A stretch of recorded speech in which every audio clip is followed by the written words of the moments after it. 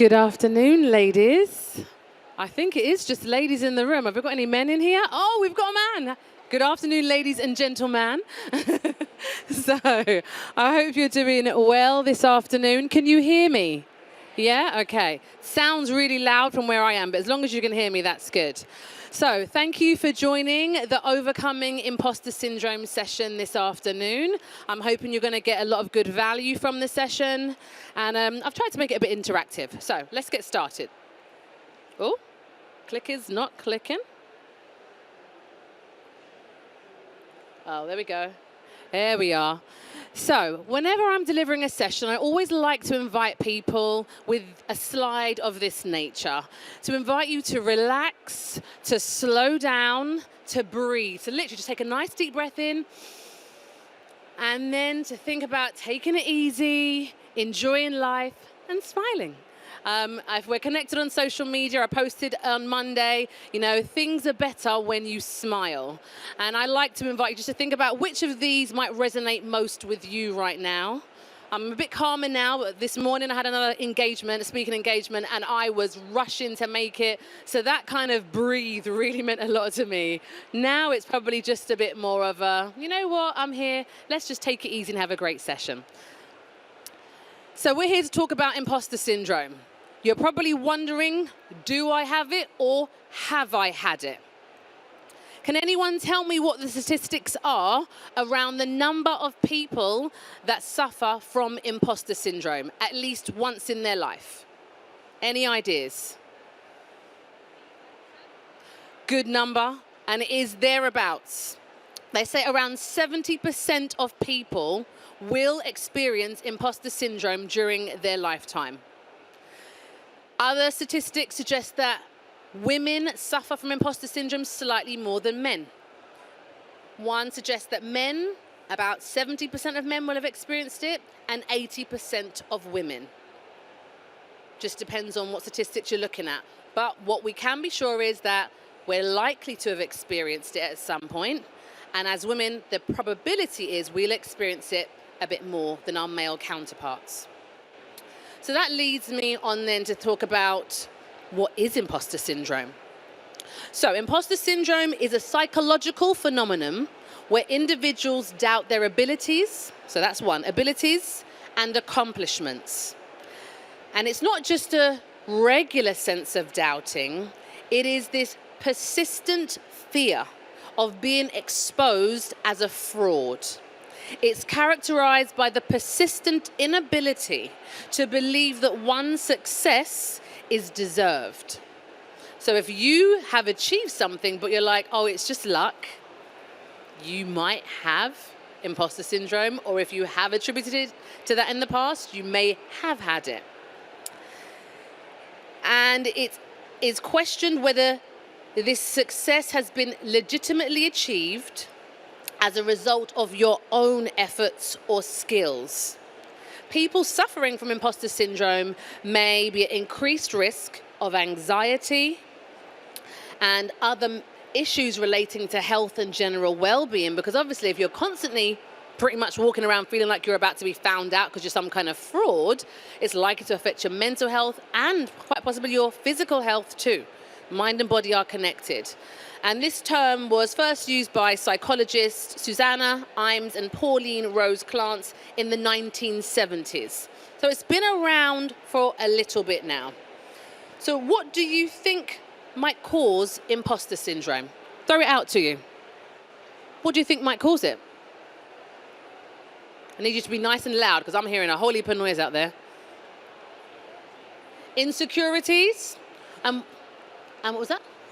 Anxiety, good. So the probability is I am feeling an insecure individual and I suffer with anxiety. That could be why. That could also be a symptom, the anxiety, as well as a potential cause.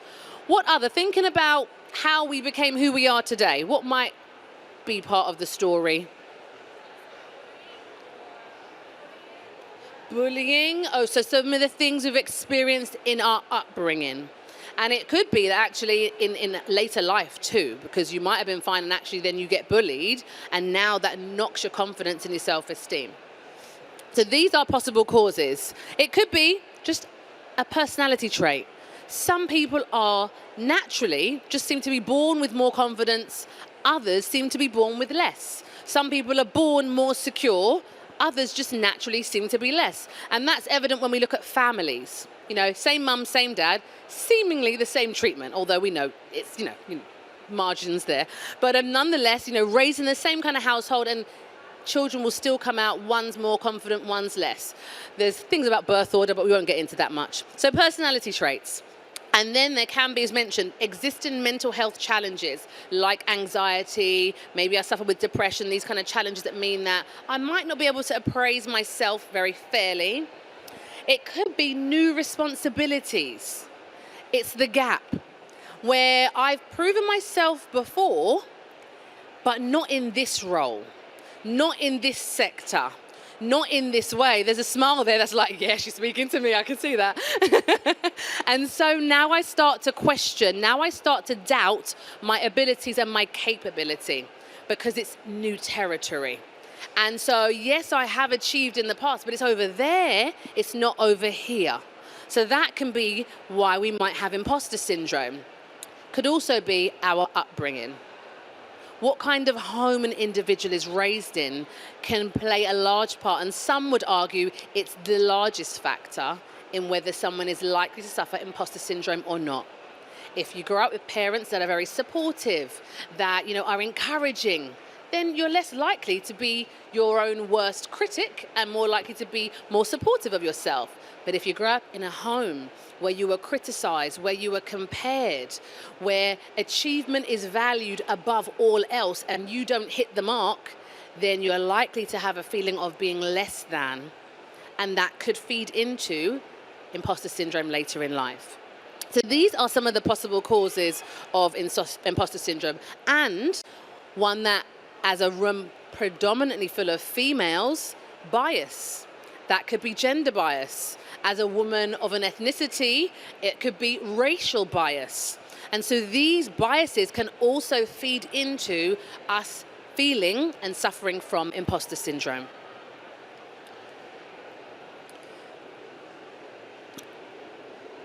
So, what are the aims and the objectives of our session here today? My aim for you is that when you leave here, you leave with a clear understanding of what imposter syndrome is and how you can overcome it, so that you can own what you achieve as opposed to attributing it to luck or just a fluke. And by the end of our session, I hope that you'll be able to state at least one key tip to support you overcoming imposter syndrome and a strategy to overcome it. 3-part strategy, nice and simple. So let's get back to thinking about imposter syndrome. And I've mentioned about these causes already: the parenting and childhood, the personality traits, mental health, new responsibilities, and bias along the lines of gender and race. So, how many different types of imposter syndrome do you know of? Because it's not just one. I can see it like, there's types, kind of expression there. Anyone heard of any of the different types of imposter syndrome? Oh, yeah. Oh, brilliant. Gold star over there, perfectionist. Anyone else got any ideas? No? All right, so you're definitely going to go away knowing something new today, which is good. So there are actually five different types of imposter syndrome. And the first one I'm going to talk about is the perfectionist, as was mentioned. We have the superhero, the natural genius, the soloist, and the expert. So these are different types of imposter syndrome. You might find that you have suffered or do tend to suffer with one. You might find it's a combination. So let's talk about each of these in turn briefly. So we have the perfectionist. The perfectionist tends to set excessively high goals and standards and are never satisfied with their work. This type of imposter syndrome involves believing that you could have done better unless you were absolutely perfect. You got 90, and instead of celebrating the, well, hey, I got 90, it's an A or it's an A plus, you're like, but I didn't get 100. Perfectionist tendency. You feel like an imposter because your perfectionist trait makes you believe that you're not as good as others might think you are. That's the perfectionist. We then have the superhero. And the superhero feels compelled to work harder than others to prove their worth. So this is likely to be linked to that kind of I'm somewhat insecure. It's so funny, as I'm looking around the room, I can see smiles. People going, oh my God, she's just called me out. You're identifying with them. This is good, but not good in some ways. But it's good because if we identify it, that means we can move from it. You cannot overcome what you don't know or understand. So that's why knowledge is so powerful. So this, I'm hoping, empowers you so that you can, if you identify with this, move yourself forward. So yeah, you feel compelled to work harder than others to prove your worth. It's believing that you must be the hardest worker or reach the highest levels of achievement possible. And if you don't, that you're a fraud. That's the superhero. We then have the natural genius. And this is where you are expecting yourself to achieve success effortlessly. And you struggle with challenges or criticism. And so the probability was that, you might have had a natural aptitude when you were younger or when you start something. People comment, oh, you just seem to be really good at that. And there's therefore this expectation that you should just always be really good at stuff and shouldn't have to work for it. When reality is, there's always going to be a level of work that is required. We're always going to need to get some feedback to improve, but because we have this expectation that we should just get it, we're hypersensitive to any feedback or criticism, and we are deflated by challenges.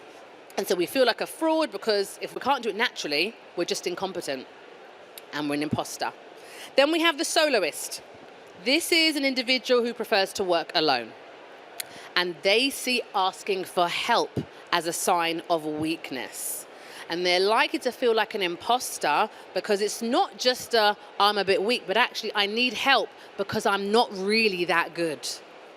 I need help because I am an imposter. That's why I need help. So interdependence isn't a term that they fully grasp. It might be a head knowledge, but it's not grasped at a kind of a heart level, a true understanding of it, because they judge themselves. You judge yourself for your inability to operate without needing others, which in reality, we all need other people.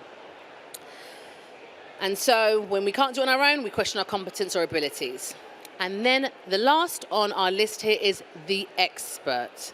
And this is an individual who feels like they need to know absolutely everything that there is to know about whatever it is that they need to know about. And any evidence of a lack of knowledge for them signifies that they're a fraud. So as a trainer, as I'm sure you can imagine, I'm a speaker and a trainer, I've been in sessions where people go, Jasmine, surely you'll know. And I'll be like, no. Like, I ain't got a clue. Like, what do you know about it? Tell me, because I came in to teach you blah, and I don't need to know that, so therefore I don't. And for me, because I'm not suffering from that, I think I've been there, but not, I'm able to quite openly just say, no, I don't know. I can go and find out. But otherwise, if you know, then feel free to share with me, because learning takes place all around. I don't ever think I'm the only person that's going to give knowledge. And so that's how I can handle it. But if you have imposter syndrome, that's not going to go down well. You're going to start to question whether you should even be there sharing in the first place, because you don't know everything. And so these are the 5 different types of imposter syndrome. As I said, we can predominantly have one. We can suffer from several. But sometimes it's not imposter syndrome that we're suffering from. There is a close relative that I'm going to share with you shortly.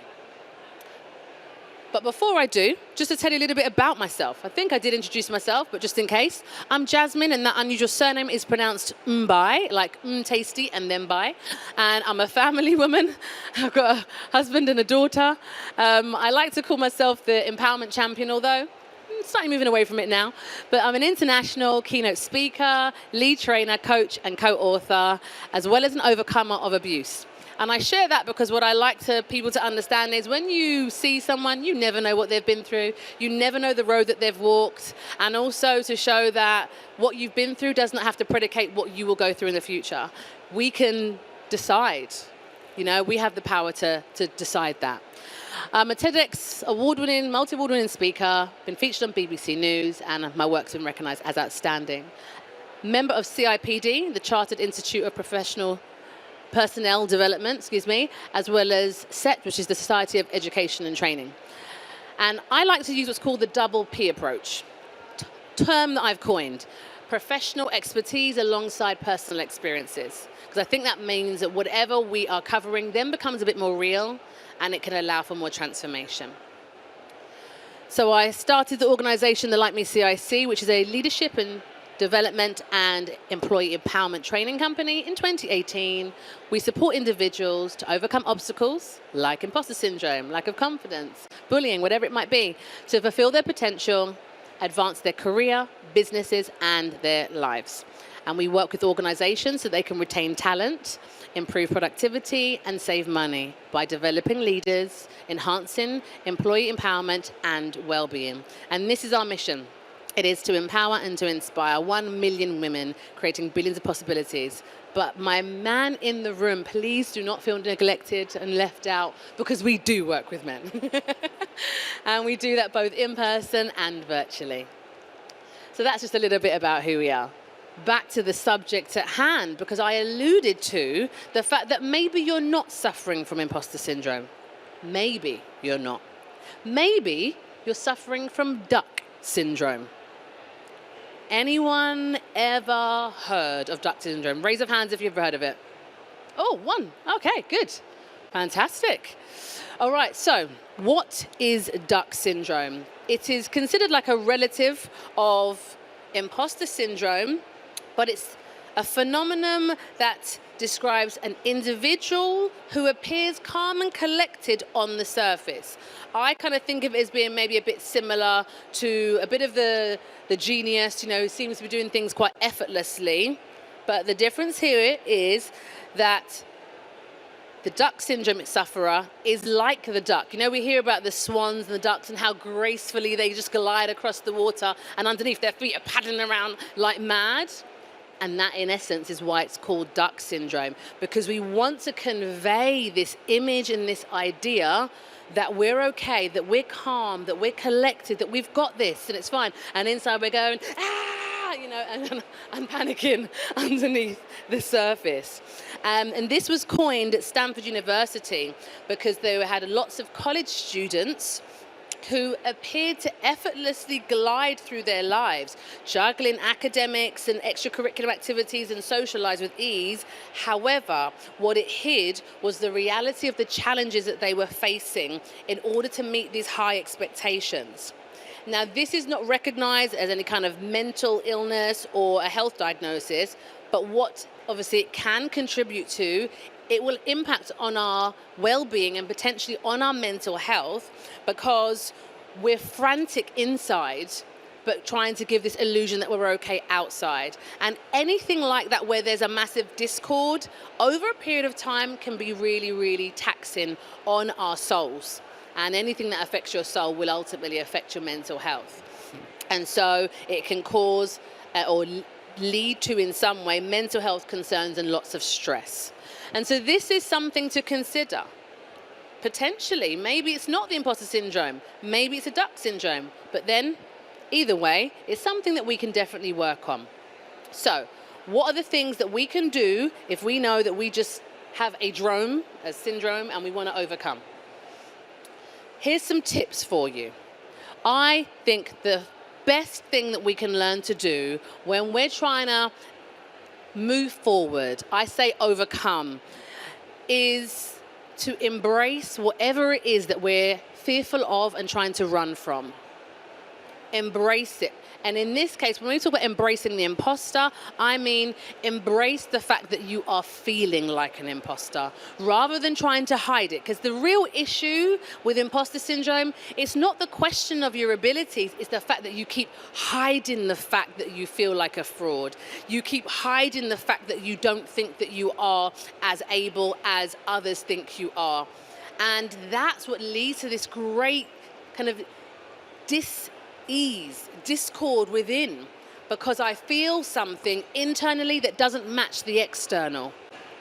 And so keeping up that facade is going to be really, really difficult. So let's just embrace what we feel. If you feel like you're a fraud, if you feel like you're not skilled enough, whatever it is that you feel, embrace it. Because starting from that place of truth and authenticity enables you to retake the steps forward that are going to free you from whatever's actually holding you back. Because you can be doing great. One of my mantras is I want the inside to match the outside. We often can look so put together, we can look so great on the surface, but internally, what do we look like?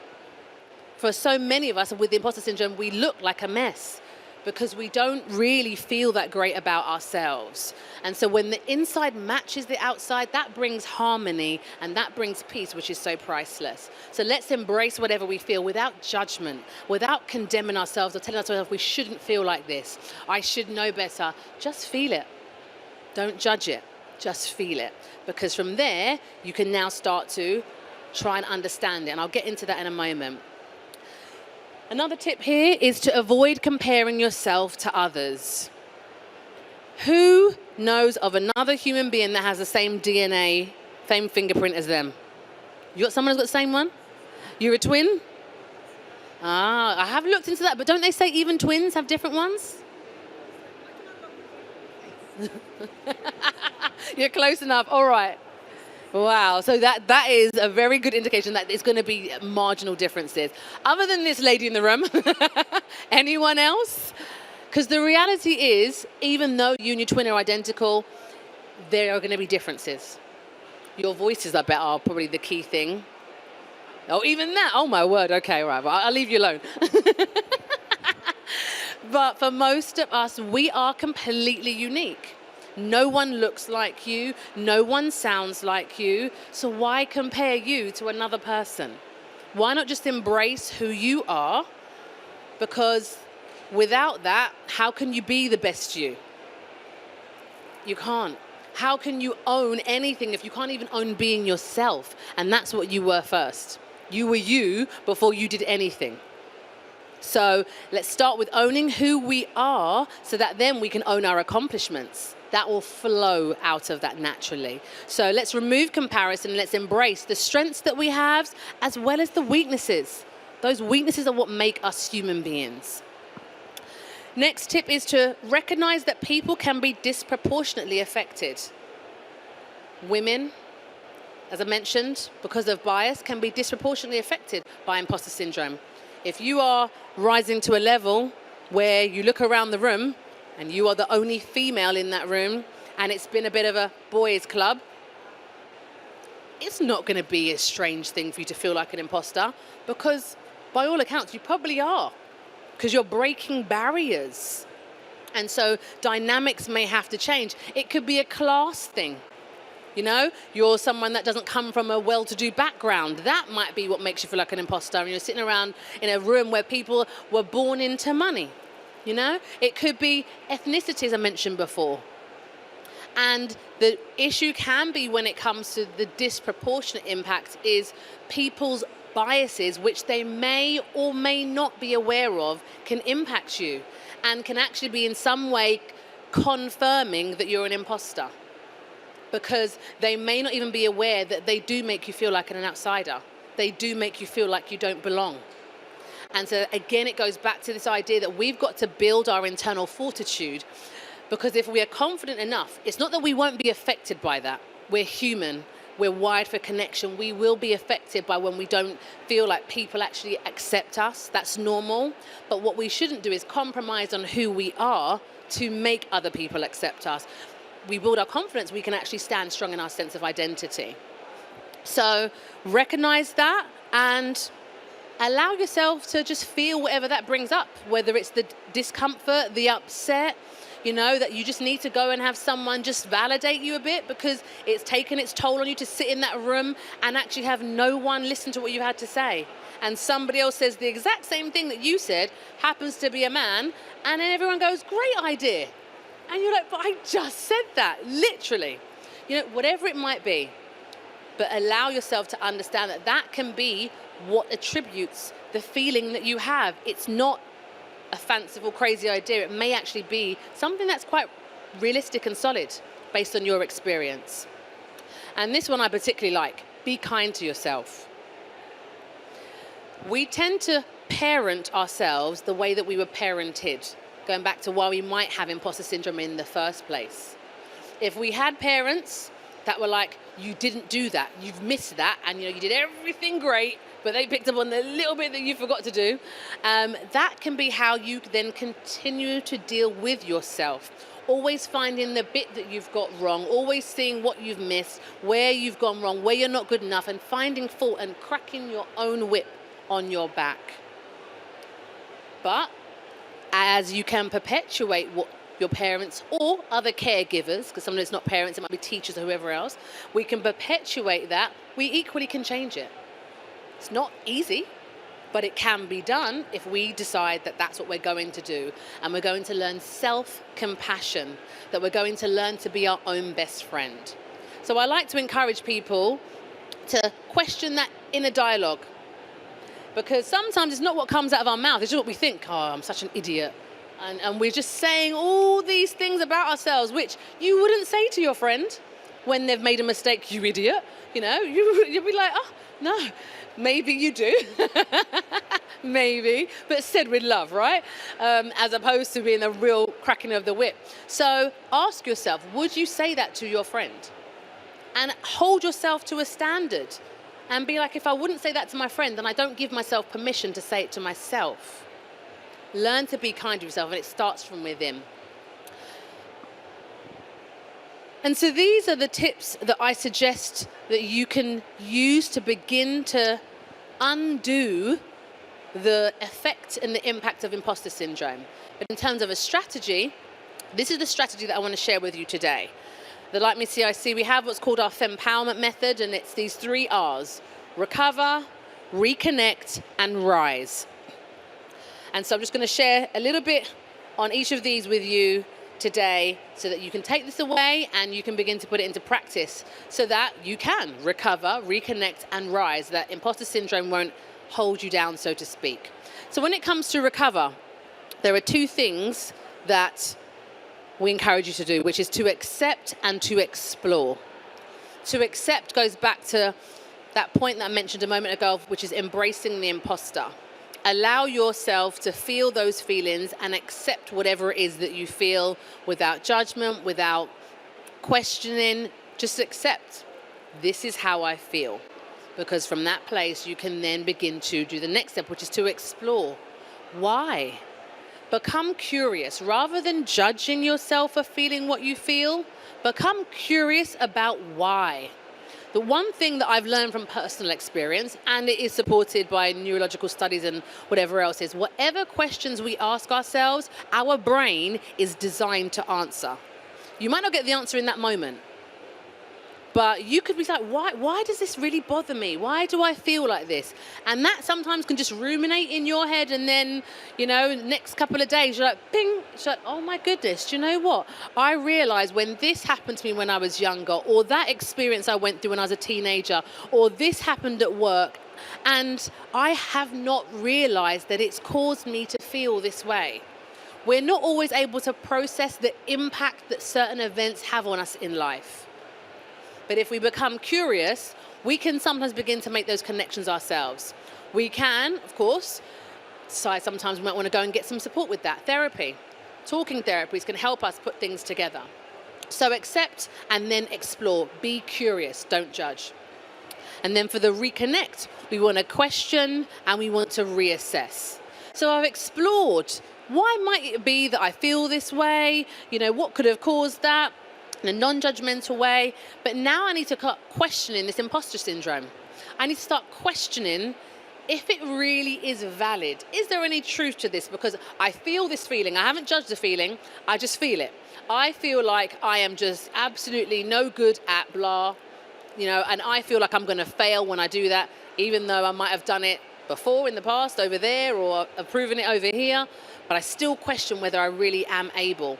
So then I need to stop and say, right, is this really valid? What weight does this hold? Let me look at my track record. And that's why they say things like journaling can be so helpful, because you can actually go back. You can look at what you've written, what you've noted down in the past. And it's definitely a good idea to keep a record of your achievements. We can be quite bad at celebrating what we achieve and actually just even acknowledging it sometimes. We do stuff, great stuff, and we're like, oh yeah, that was great. Moving swiftly on, and it's like almost forgotten about. And we haven't even really allowed ourselves to enjoy that. So question it, look back, and if you don't think that you're that great when it comes to being fair in your questioning, find a trusted person and say, listen, this is how I'm feeling, and I just want you to help me see if there's any validity here. Repeat, trusted person, someone that you respect them, they respect you, but they're going to give you an honest opinion as well, and say, hey Jazz, you know what, I think you're being really hard on yourself. Remember, you've done this and you've done that, because we do forget. And you'll be like, oh, do you know what, actually, yeah, you're right. So if you've done that here, how is that different from blah blah? And it's like, oh, well, do you know what, it makes so much sense now you said that. We can be a bit more objective rather than allow ourselves to be completely subjective, which is what imposter syndrome really is. It's just about how I feel. It's not usually based on any real evidence. And that's what leads into then the reassessment.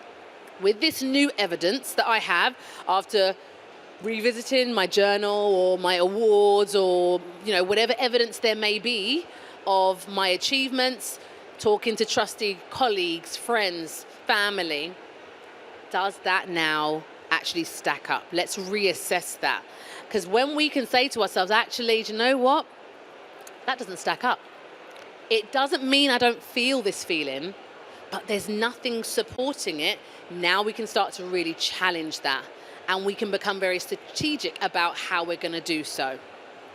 And so the final 2 steps on the rise are to focus and celebrate. So in our strategy, focus is one of the most powerful things that we have. Whatever you focus on grows, not literally, but in your mind. So if you focus on the fact that you can't do one thing and overlook the 9 things that you can do, that one thing becomes massive in your perception. Perception is power. So if you choose instead to focus on what you can do, those 9 things now become more magnified in your eyes. You therefore are going to feel more empowered than you're going to feel disempowered. So focus. Choose to put your attention in places that serve you. And that's the question that I want to leave you with today, to ask this thing to yourself about everything and anything. Does this serve me? Does this mindset that I have serve me? Does thinking about myself this way serve me? Does talking to myself in terms of my own narrative, does that serve me? Does speaking to this individual serve me? Whatever it is, ask that question, does it serve you? Because if you can be honest with yourself and say, yes, it does, then you think, okay, I'm going to continue. And if you're able to say, actually, no, this does not serve me, then the question is, well, why am I still doing it if it does not serve me? It's not helping me move forward in any way that I want to go. So what next? We then gently and caringly enable ourselves to decide on change, as opposed to berating and belittling ourselves, which is what we are typically doing, and expecting us to have a positive outcome. Let's start positive to then get more positive, rather than trying to start negatively and expecting to get positive outcomes. And that last one is to celebrate. And this, I think, ladies and gentlemen, is a really overlooked area, especially for us women. We do things, and it's not only us, so maybe the gentleman in the room can still identify, but I think as women, we are often taught, not to get too big-headed and not to be too braggadocious, and it's very much a British thing as well, which is don't brag. So we do something great, and everyone's like, yeah, well, oh, no, stop, no, really, stop. And it's like, just shut it down. Before we've even had a chance to really enjoy and celebrate our success, we've cut it. I'm reading a book at present, finally, called The Body Keeps Score. And even before I read the book, which is a fascinating book, by the way, if you're interested in how we work and trauma, it's a great read. Even before reading the book, what the title alone helped me to kind of understand was that, we're beings, and everything that we do, our body's engaging in some way.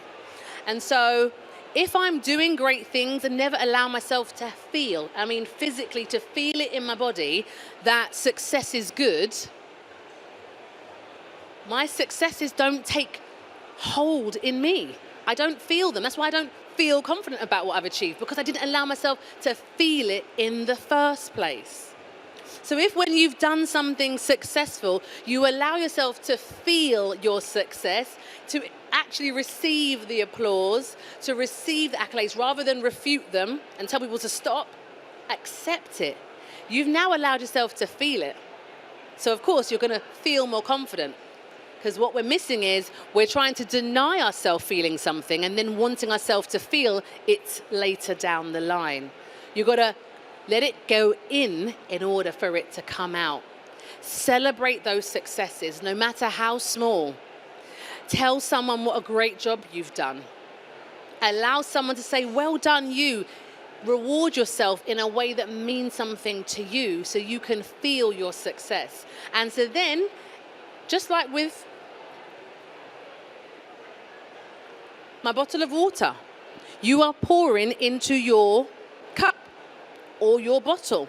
And as this fills up, next time you get asked to do a project and you're like, oh my Lord, can I?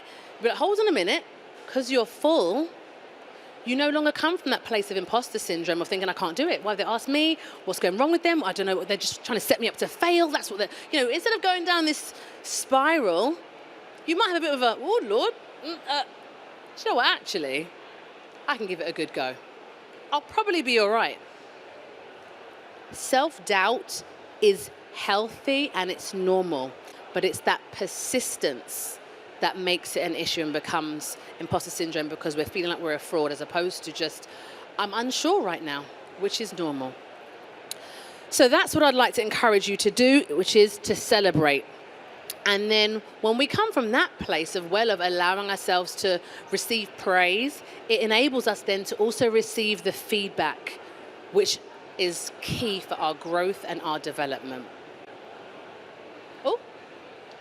So, in summary, to own your accomplishments, we need to assess ourselves honestly, asking the right questions of ourselves and of others, practice the tips, and then work the strategy. So thank you very much for joining me. Thank you. So I have a QR code there. If you want to connect on any of the social media platforms, please feel free to scan it, and we can connect on LinkedIn, Facebook, Insta. I am on Twitter, I don't post that much. If you're someone that wants to find out how empowered you are, I do have the Empowered Score Quiz, completely free quiz that you can take to get an idea of where your level of empowerment is. And that does enable you to then have a free insight call with myself, which is done virtually, complimentary. And I do have coming up, if you're someone that's thinking I could do with a bit of a boost and injection into my own level of empowerment, because I'm just not quite as confident as I'd like to be. I do have coming up some lunch and learn sessions called Empowering You. It's a 3-part lunch and learn series that starts next week. If you'd like more details on this, I have a sign-up sheet. Please feel free to come over, pop your name down, and I'll send you out the details along as the discount code, especially for those of you that have come to the PA show today. Oh, and if you are interested in any of the books that I have co-authored, come and see me over there. One's called The Secrets of 99 Successful Women. If you want a bit of inspiration, that's great. Or The Speaker's Journey. If you're thinking you'd like to be able to stand up and speak and share, that's another great inspirational book. And I've got an offer in them. They're just £10 today. All right. Any questions? Oh, yes. Any other books on imposter syndrome? Any other books on imposter syndrome? There is a gentleman, I would have to come back to on that. I cannot remember his name at the moment. But the question was any books to recommend on imposter syndrome. And I was saying there's a gentleman who I've connected with, and he's written a book on imposter syndrome that's very, very interesting. And he kind of says we can harness the power from it. Like there's some negatives, but there's some positives. I would have to come back to you with his name. I can't remember what it is off the top of my head. Apologies. Any other questions? No? Thank you very much, and enjoy the rest of your time. Thank you.